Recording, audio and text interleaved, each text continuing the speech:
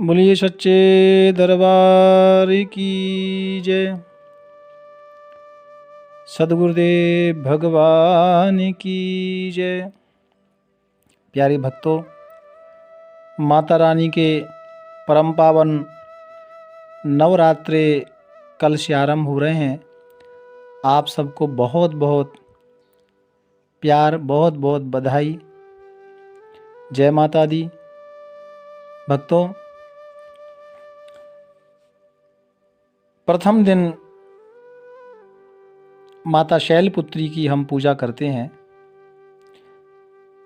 दुर्गा सप्तशती में लिखा है, प्रथमं शैलपुत्री च द्वितीयं ब्रह्मचारिणी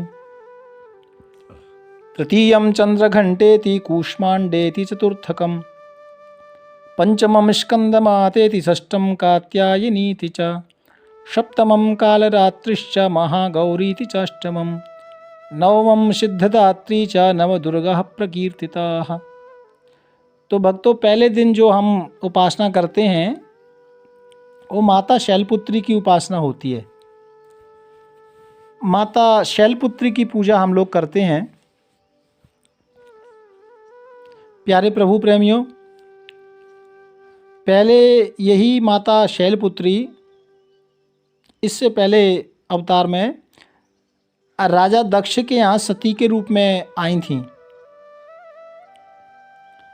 और बाद में फिर वही सती का रूप माता ने त्यागा तो शैलपुत्री यानी शैल कहते हैं पर्वत को, हिमालय की पुत्री बनकर ये माता पार्वती के रूप में वापस आ पाई। और प्यारे प्रभु प्रेमियों, ये माता के 9 स्वरूप हैं। हर दिन अलग अलग स्वरूप की नवरात्रे में हम साधना करते हैं। तो आपको मैं थोड़े से समय में कल के लिए बता रहा हूँ कि क्या करना है। तो पहले दिन माता शैलपुत्री की पूजा होती है। पहले तो आप जान लें थोड़ा सा संक्षिप्त में माता शैलपुत्री के बारे में।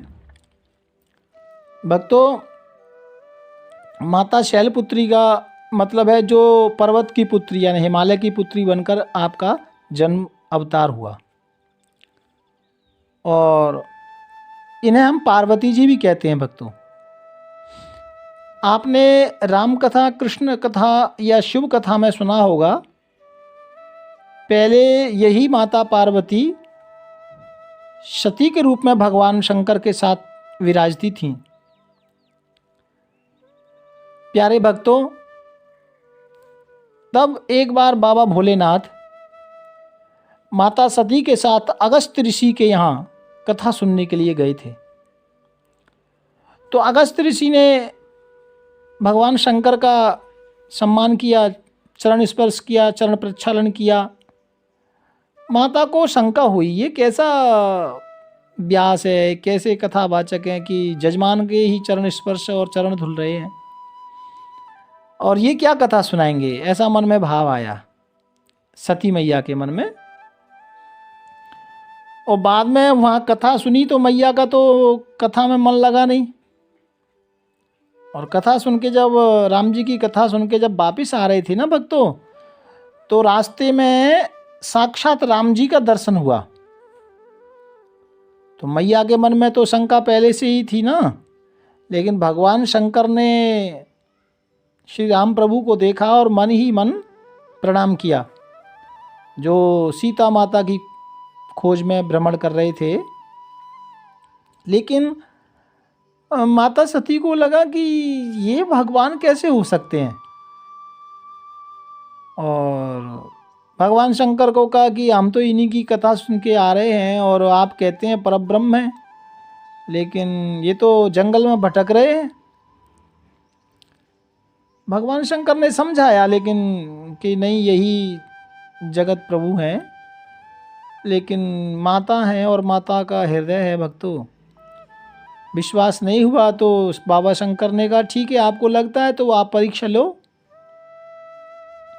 तो माता सती ने परीक्षा लेने के लिए सीता जी का रूप रखा। और सीता जी का रूप रख करके राम जी के सामने गए। तो राम जी ने प्रणाम किया, और जो माता सती ने सीता जी का रूप लिया था ना, तो राम जी कहते हैं कि माता जी अकेले अकेले वन में विहार कर रहे हो, भोले बाबा कहाँ हैं? तो वो एकदम चकित रह गई माता रानी।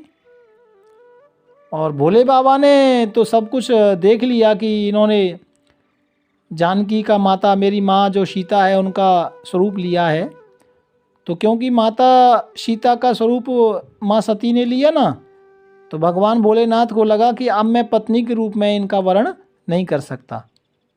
तो मन से माँ सती का त्याग किया। कुछ दिनों के बाद इनके जो पिता थे राजा दक्ष, भक्तों, उन्होंने एक यज्ञ की और उसमें समस्त देवी देवताओं को बुलाया, लेकिन भगवान शंकर को निमंत्रण नहीं दिया। अब माता सती को लगा कि सब देव गंधर्व ऋषि सब जा रहे हैं, मेरे पिता इतनी बड़ी यज्ञ कर रहे हैं। तो बाबा से आग्रह किया। बाबा ने कहा देखो जैसी आपकी इच्छा। तो फिर माँ सती, एक बार तो भगवान शंकर ने इनकार किया, लेकिन माँ को लगा कि मेरे पिता हैं, तो वहाँ, क्योंकि भगवान शंकर तो कहते हैं कि बिना बुलाए नहीं जाना चाहिए, ऐसा भगवान शंकर ने समझाया। लेकिन माँ सती को लगा कि नहीं, वो मेरा घर है, मेरे पिता का घर है।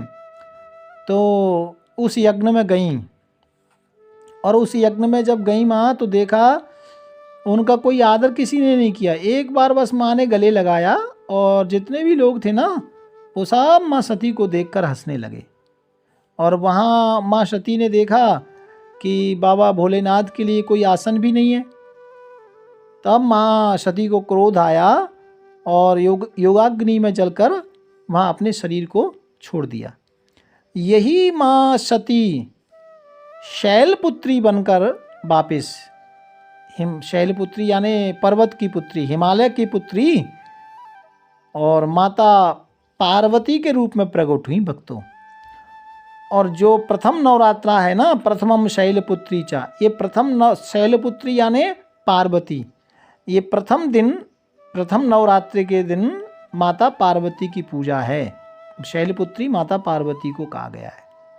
तो माता शैलपुत्री का आप पूजन करें, दर्शन करें। और लेकिन माँ शैलपुत्री का स्वरूप कैसा है, आपको जो पहले नवरात्रि के दिन ध्यान करना है भक्तों, वो कैसे करना है? वो शेर पर नहीं बैठी है माँ शैलपुत्री, ध्यान रखना।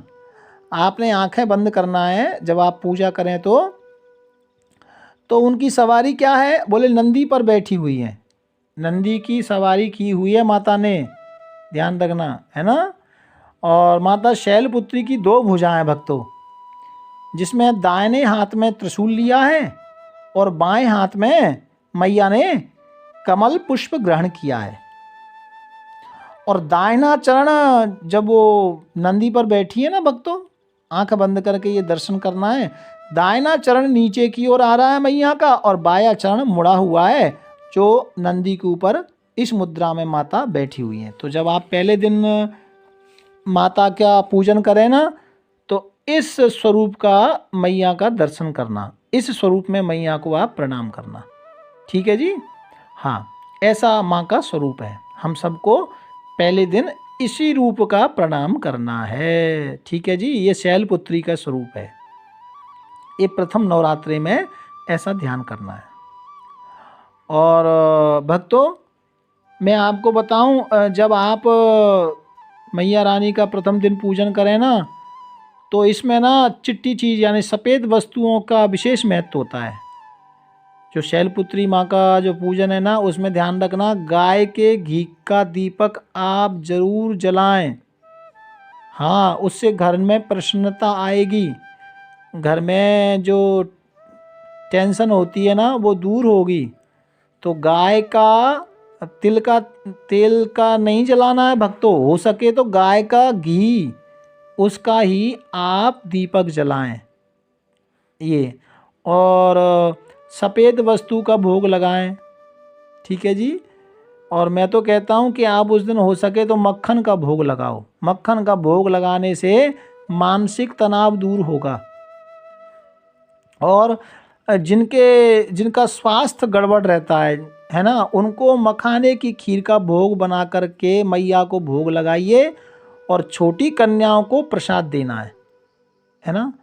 गुड़ैल का सफ़ेद रंग का फूल मिल जाए, वो अपनी मनोकामना बोल के मैया को जरूर अर्पण करें, आप देखना वो जरूर पूरी होगी। शैलपुत्री का दूसरा शब्द है अश्रद्धा।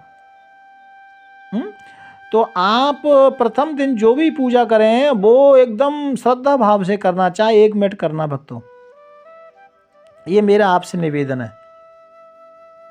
और प्रथम दिन पूजन करने से एक और फायदा है कि जो माता शैलपुत्री की पूजा करते हैं ना, उनको भक्ति में श्रद्धा बढ़ती है, बड़ों में श्रद्धा बढ़ती है। हाँ, अपने दिल के प्रति आत्मविश्वास बढ़ता है माँ शैलपुत्री की पूजा करने से भक्तों, है ना। तो इस तरह से आप पूजन करें, सफ़ेद वस्तु का ज़्यादा उपयोग करें। और भक्तों मैं आपको बताऊं, कलश की स्थापना ज़रूर करना। आपने कलश की स्थापना करना। और आपको बताऊं कलश कैसा हो, सबसे बेस्ट तो मिट्टी का कलश आप लेना, मिट्टी का कलश या तांबे का कलश लेना, है ना। स्टील वगैरह या और कोई धातु का ना लेना।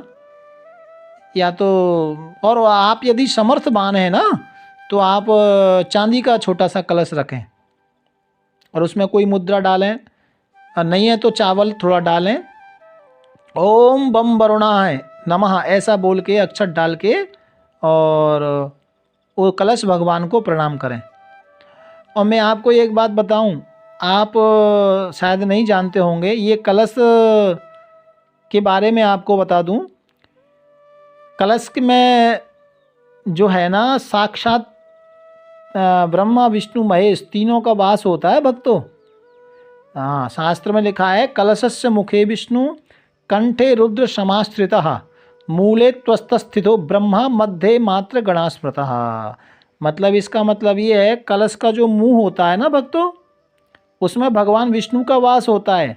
और कंठ में जो कलश का कंठ है, उसमें भगवान रुद्र समाश्रित हैं, वहाँ भगवान रुद्र बैठे हुए हैं। और जो कलश के नीचे जितों जवारे डालते हैं और जो नीचे है, वहाँ ब्रह्मा जी का वास होता है भक्तों। और मध्य में समस्त माताओं का वास होता है। इसलिए एक बात ध्यान रखना भैया, जब आप पूजन करें ना, तो कलश को प्रणाम आपने रोज करना है। कलश को जरूर दीपक दिखाना है, कलश को रोज प्रणाम करना है। ये नहीं कि आज कलश रख दिया और रोज माता रानी को प्रणाम किया। हम लोग ऐसा करते हैं ना, और कलश की तरफ देखते नहीं। कलश में ब्रह्मा विष्णु महेश और माता रानी का साक्षात वास होता है। आपको मालूम है कलश क्यों हम लोग रखते हैं? कलश में साक्षात तीनों लोकों के स्वामी ब्रह्मा विष्णु महेश तीनों का वास है भक्तों। हाँ, और मध्य में माताओं का वास है, ठीक है ना। इसलिए कलश को आप साधारण ना समझें भैया, कलश साक्षात भगवत स्वरूप है। तो कलश की पूजन आपको जरूर करना है। और कलश की पूजन हम क्यों करते हैं? किसी भक्त ने प्रश्न किया, कलश क्यों रखते हैं? हम जो पूजा करते हैं ना भक्तों, उसमें कुछ त्रुटि रह जाती है ना, तो उसको फिर ये कलश भगवान हमारे पाप को क्षम्य करने में मदद करते हैं। ठीक है जी। तो ये आपको इस तरह से करना है। और माता रानी जब आप जोत जलाएं, जो भी पुष्प अर्पण करें, भोग लगाएं, और आप बैठ करके 21 बार 31 बार या 108 बार, मैं आपको विशेष मंत्र बता रहा हूँ, ये मंत्र आपको बोलना है, ओम शम शैलपुत्री नमः। इस मंत्र का आपको प्रथम दिन नवरात्रि में जाप करना है भक्तों। और सफ़ेद पुष्प चढ़ाना है और मैया को प्रार्थना करना है। आप बोल सकें तो बोलना, और ना बोल सकें तो ये फ़ोन चालू करके साथ में बोल लेना। वंदे, धीरे धीरे बोल रहा हूँ इसलिए, वंदे वांछित लाभाय चंदार्धकृत शेखराम वृषारूढ़ाम शूलधराम शैलपुत्रीम यशस्वनीम। ऐसे बोल के माँ शैलपुत्री को प्रणाम करें, जिससे, और शैलपुत्री माँ की पूजा करने से भक्तों मन शांत होता है। जिसका मन चिड़चिड़ापन ज़्यादा रहता है ना, उनको माँ शैलपुत्री की पूजा अवश्य करनी चाहिए। प्यार से बोलो जय माता दी। राधे राधे।